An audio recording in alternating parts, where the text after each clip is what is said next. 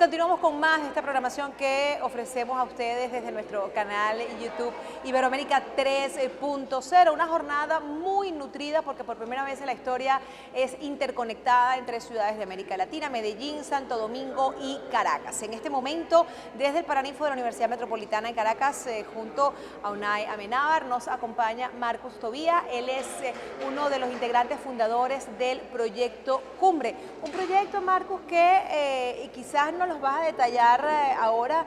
¿Ha sido todo el proceso al contrario de lo que es el proceso de generar una marca país? Bueno, sí, claro, pues las experiencias dicen que generalmente las marcas se generan para desarrollar un proyecto, ¿no? Es que tenga una finalidad, tenga un objetivo. En el caso de nosotros, creo que nunca nos reunimos para generar un nombre o un equipo como tal y a raíz de ese punto desarrollar un camino en el caso de nosotros de montaña. Aquí ocurrió al contrario, creo. Nosotros nos reunimos o fuimos cada quien haciendo montaña por nuestros lados. Luego, cuando decidimos abordar proyectos más complejos, más ambiciosos, nos vimos en la necesidad de formar equipo, sobre todo equipo humano, y a lo largo de nuestra trayectoria de 20, 25, 30 años, hoy nos reconocen en Venezuela como eventualmente una marca, ¿no?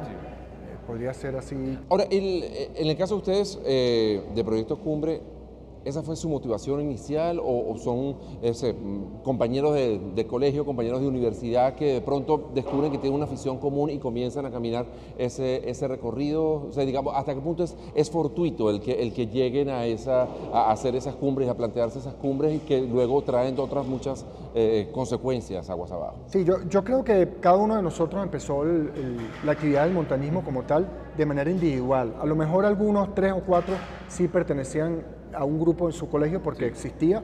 En mi caso no tenía, digamos, acceso a ningún grupo, pero digamos lo que después nos fue uniendo fue, en aquel entonces el deporte o el montañismo, las expediciones no era muy tradicional, no era muy común y eran muy pocos los que hacíamos montañismo, digamos, a un nivel ya que salíamos para afuera, escalamos montañas de gran altura, rutas complejas.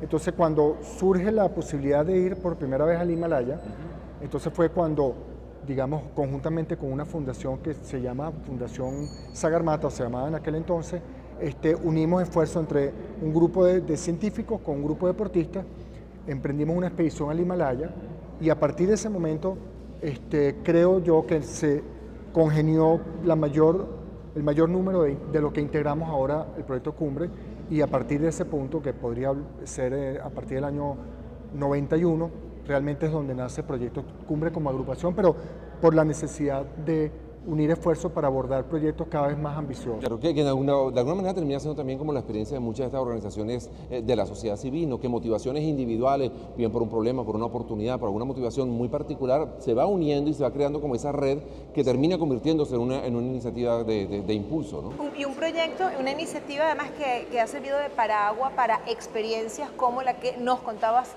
antes de comenzar la entrevista, de estos niños en Nepal o en Groenlandia que han hecho por primera vez cumbre, escalando, en este caso, el Everest, el Himalaya.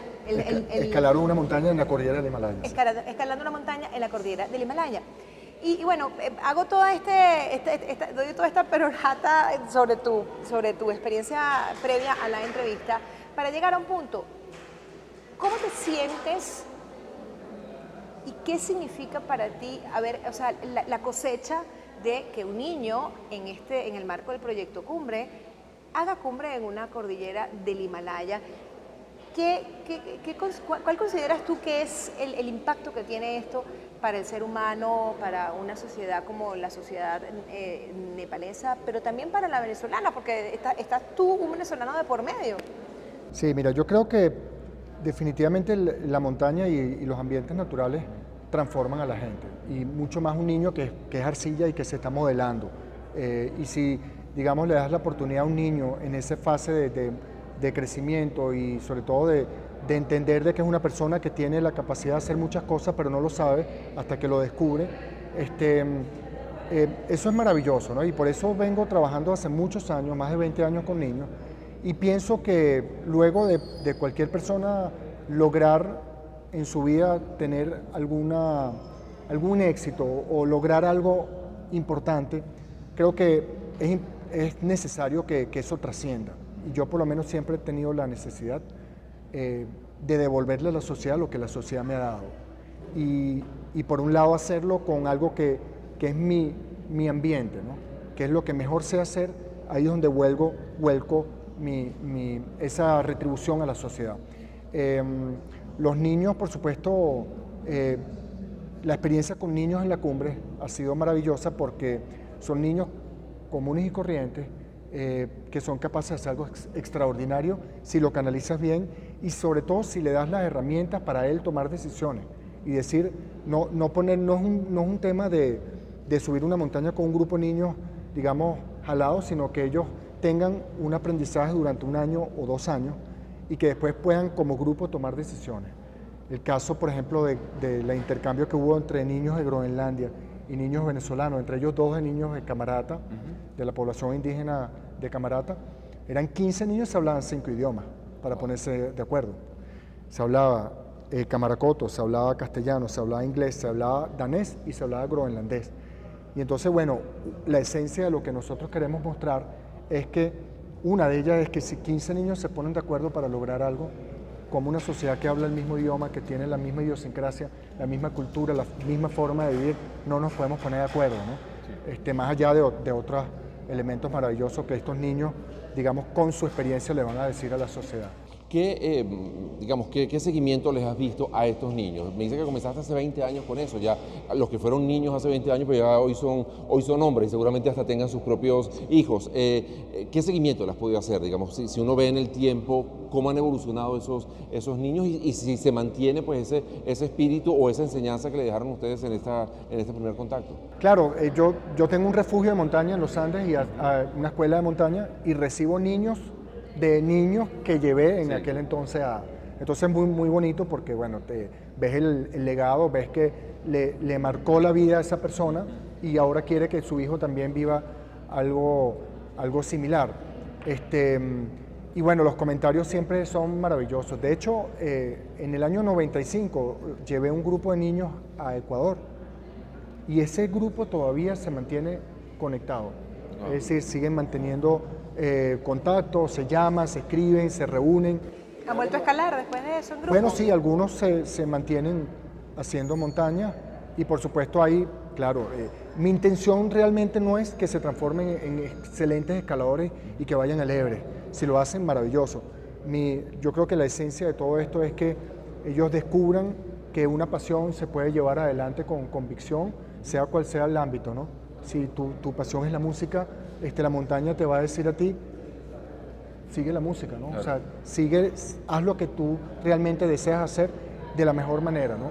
La montaña es como una referencia y un aportador de herramientas para que todo eso ocurra. Además es una actividad deportiva que te obliga a conocerte mucho a ti mismo, ¿no? Sí. Aunque vayas en grupo, es una actividad como de mucha reflexión, de muchas horas, tú solo con tu pensamiento y eso en definitiva también apoya, ¿no?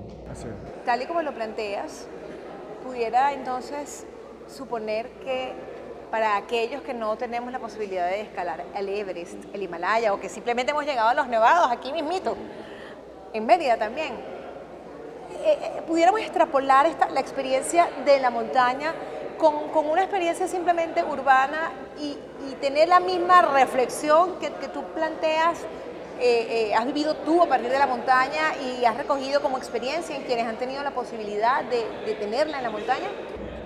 Por supuesto, mira, yo siempre trato de decirle a los niños, a los jóvenes y a la gente que va a la montaña que la esencia está en el respeto y en la tolerancia. La montaña es un ambiente agreste, puede ser un ambiente duro, puede ser un ambiente particularmente fuerte, digamos por todo el tema de la altitud, los peligros que están ahí intrínsecos, la climatología. Y la montaña, al tú someterte a la montaña, te va a dar una coraza. O sea, tú tienes que entender de que tú tienes que ser resistente, tienes que saber que las condiciones climáticas las vas a tener adversas y tienes que tener una coraza para poder enfrentar esas dificultades. Y cuando esa experiencia la extrapolas a la vida cotidiana, en una ciudad, en una zona urbana, creo que vas a tener una coraza y sobre todo una paz interna muy importante, el de poder tener y ver las adversidades con más serenidad y ser más pausado, analizarlo mejor y seguro bajo ese estado de paz y tranquilidad que puedes conseguir, seguro vas a conseguir las soluciones más fáciles y más eficientes para poder resolver una situación en un ambiente urbano. Sí, que siempre hay la posibilidad de alcanzar una cumbre y de tener cada quien su propio Everest, ¿no? Por De tener supuesto. allí cada quien, dependiendo de la meta que te plantees. Luego de haber visto todas estas experiencias, no sé, ¿cómo te sientes como venezolano, como montañista, luego de haber visto todas estas iniciativas que hemos estado planteando en este encuentro? ¿Te hace sentir optimista, te hace sentir bien o te hace sentir, bueno, estamos apenas en los primeros pasos no sé, del campo base y todavía nos quedan 8.000 kilómetros que subir? Yo te puedo decir lo siguiente, yo cada vez que comparto con venezolanos, le digo que la tormenta pasa, o sea, no hay una tormenta eterna, ¿no? Nosotros recientemente estuvimos 9 días metidos en una tormenta en una carpa, 9 días, y la gente a lo mejor se siente ahorita en una tormenta, pero tiene que entender o tiene que saber. 9 días en una carpa, que a lo mejor era una carpa individual, era una carpa Chiquita, así compartida, como donde estamos nosotros. Por grande que sea, 9 días es muy Son pequeño. 9 días. ¿Qué puedes resolver el mundo en 9 días? ¿Cómo fue tu Puede hacer experiencia en esos 9 días? ¿Qué pensaste en esos 9 días? Que la tormenta pasa y que tienes que tener la fortaleza física, mental y de grupo para decir, bueno, la tormenta pasará y seguiremos. Claro, nosotros hubiésemos podido tener, como suelen hacer muchas expediciones, esto es una montaña que fue en Canadá, en Logan, donde no va casi nadie porque es muy difícil y muy, digamos, muy azotada por la climatología adversa. Mucha gente que esté allí, a lo que pasa la tormenta, agarra un teléfono satelital y mira, vénganos a buscar en helicóptero o lo que sea, pero de aquí nos vamos. Hay que estar conscientes de que la tormenta, antes de llegar a la tormenta, que la tormenta puede existir, que puede azotarte, y cuando estés en la tormenta, entender de que la tormenta va a pasar y tienes que estar muy convencido, con mucha fuerza para decir, ok, pasó la tormenta, seguimos. Eso es lo que hay que hacer. Y en este momento, con más razón. Claro que sí. Muchísimas gracias, Marcos. Marcos Tobías, de Proyecto Cumbre. Gracias por habernos dado estos minutos, haber compartido su experiencia como un hombre y como un grupo que lograron crear una marca que ahora la están llevando adelante y que es una muestra maravillosa de lo que significa luchar contra las adversidades, vencerlas y seguir adelante, a sabiendas de que van a existir otras, pero que también se van a poder superar. Vamos nosotros a seguir viendo parte de lo que son estas exposiciones y estas mesas de trabajo en este 13º encuentro de la Sociedad Civil Iberoamérica 3.0 desde la Universidad Metropolitana de Caracas, en conexión también con la República Dominicana en Santo Domingo y con Colombia en la ciudad de Medellín.